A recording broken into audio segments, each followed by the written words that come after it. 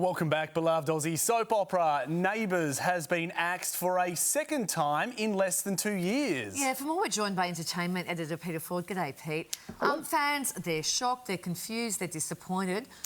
Why? Why has financing. It been axed? Okay. Yeah, financing, the dollar, it always comes back to that. So when Neighbours got this second lease of life, it was something of a surprise and everybody was thrilled, certainly the diehard fans were, and it was because a new streaming service in the UK called Freeview wanted to acquire it to really have it as a major selling point. They've now kind of lost interest and pulled the plug on it, so the whole kind of house of cards, which was the financing arrangement with money coming in from different places, including Channel 10 here, has now fallen in a heap. Obviously, they can't make it if they haven't got all that money coming in to keep it going. So there's still a lot of episodes in the can, and I don't think we're going to see anything quite like we saw on that finale last time when, of course, Jason and Kylie and Guy all came back and a whole bunch of other characters. This time I think it'll be something more of a soft landing, but for everybody involved, obviously there's a big cast, there's a big crew involved in putting that show to air.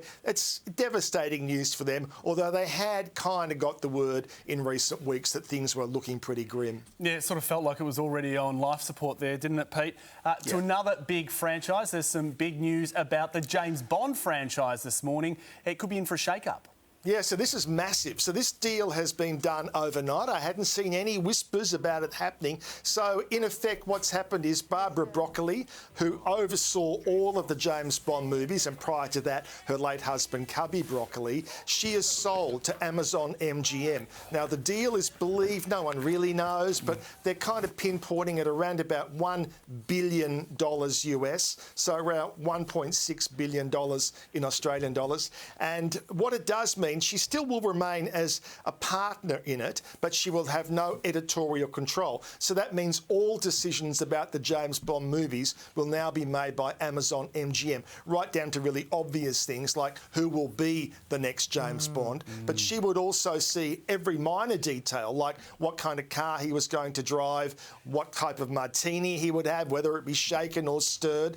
And a lot of these decisions, of course, were very much based on the original books of Ian Fleming and the people who subsequent to him who wrote the James Bond books. Now she will make no editorial decisions whatsoever. So the question you would have to ask is, what are Amazon MGM have planned? I mean, obviously the plan is to make a lot of money, and they're saying they have ideas beyond just the movies, but are we going to go woke? There's no doubt that Barbara Broccoli and Cubby Broccoli played it pretty safe with their casting. Are we now going to see a black James Bond or a female James Bond? All these things are now on the table, whereas before nobody really thought that Barbara Broccoli would go down those paths.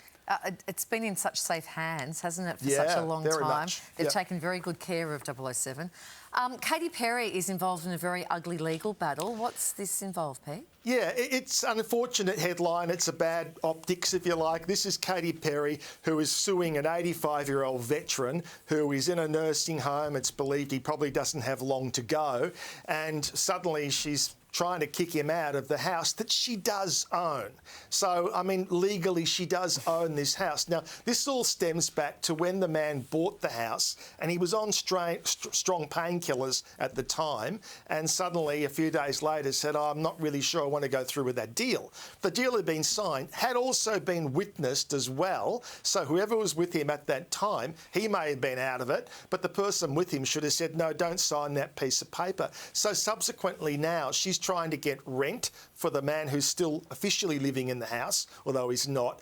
But I think the key to this is this man's kids and grandkids are now involved, and they obviously sense that there is a much better deal to be had than Grandpa first signed off on. But this is the second time that she's been involved in really bad publicity. You might recall about 10 years ago when she was trying to kick out some nuns from their convent. I mean, that's really bad karma when you're trying to kick out nuns. And of course the headline becomes, oh, entitled big name star wants to have her own way. But as I say, legally, it has been found in court that that is her home. So she is within her rights, despite how bad the PR might be. But we still love her here in Australia because it announced just a short time ago that she's doing one extra show in Sydney, one extra show in Melbourne, and they will be on sale Tuesday of next week. Okay. I think she's getting really bad real estate advice. Like, the chances of that happening to you once in your lifetime, whatever, again, for it to happen again... She should have learned after she kicked out the nuns. Absolutely. Yeah, it's just doesn't But add nobody up, likes does a it? landlord either, Kylie. No Nobody one likes their landlord, okay. so... Kylie Minogue is the hottest name in the country right now with her Tension tour. But what's this other project that she has in the works? Yeah, this is a new TV show called The Residents. It's a whodunit about a murder in the White House. Now, that would be my headline. If I was writing for a magazine, Kylie involved in White House murder investigation. And that's kind of the basis of this new TV series called The Residents. As you can see, they're killing them on stage, as I heard Andrew saying before last night here in her hometown of Melbourne. So I'll show you a little bit of this clip. It's a comedy, obviously, but Kylie Minogue is involved in this investigation. So that looks like a lot of fun, doesn't it? It was blink and you miss it. Yeah, but did Kylie do it in the library with a pipe? Yeah. It's got Cluedo written all over it, hasn't it? Yeah, it does. Maybe I think she's more the reference point rather than the character. She's more the reference point in the show. Okay. Thanks, Pete. We'll catch up with you later in the show, right?